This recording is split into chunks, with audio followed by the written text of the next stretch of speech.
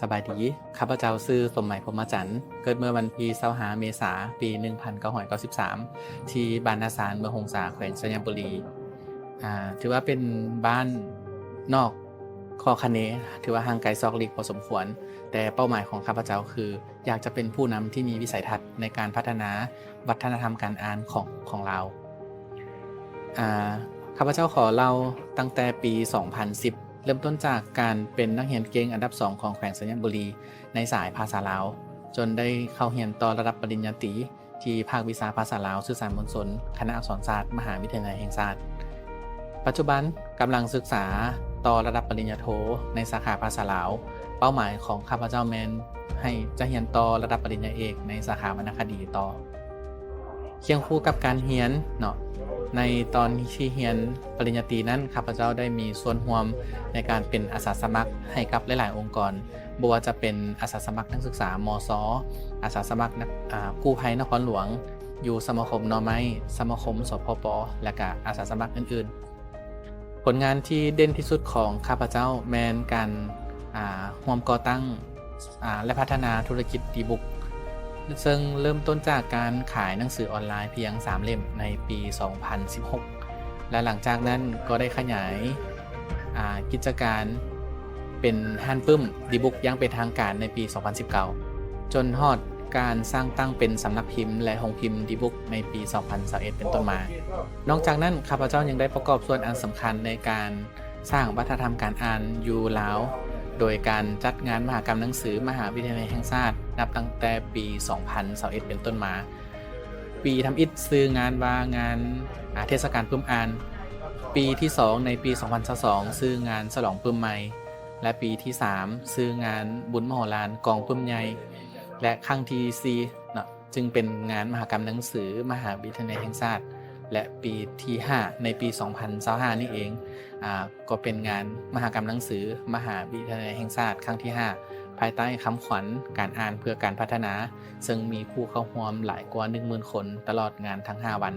นอกจากนี้ก็ยังเป็นการเฉลิมฉลอง50 ปีแห่งการพัฒนาของสปป.ลาวสำหรับแรงบันดาลใจต้นตอของข้าพเจ้าแมนเริ่มจากการอ่านโดยเฉพาะแมนการอ่านปึ้มข้าพเจ้าเชื่อว่ามันสามารถเปลี่ยนแปลงชีวิตของผู้คนได้จากประสบการณ์ของข้าพเจ้าที่ได้พบหนังสือดีๆเนาะทั้งหนังสือของลาวและของต่างประเทศเฮ็ดให้ข้าพเจ้าเชื่อว่าพลังของหนังสือสามารถสร้างการเปลี่ยนแปลงที่ดีส่งผลกระทบที่ดีให้กับคนลาววัยหนุ่มลาวได้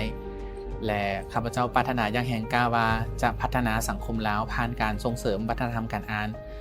อันนี้เป็นสิ่งที่เฮ็ดให้ข้าพเจ้ามีแรงขับเคลื่อนจนมาฮอดปัจจุบันซึ่ง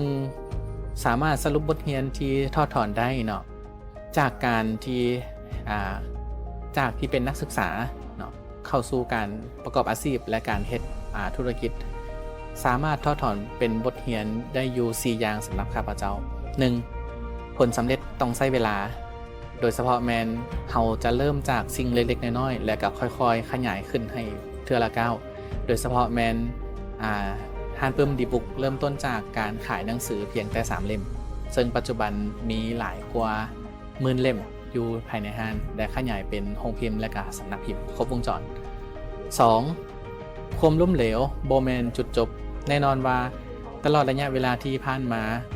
ย่อมมีความล้มเหลวความผิดหวังความพลาดพลั้ง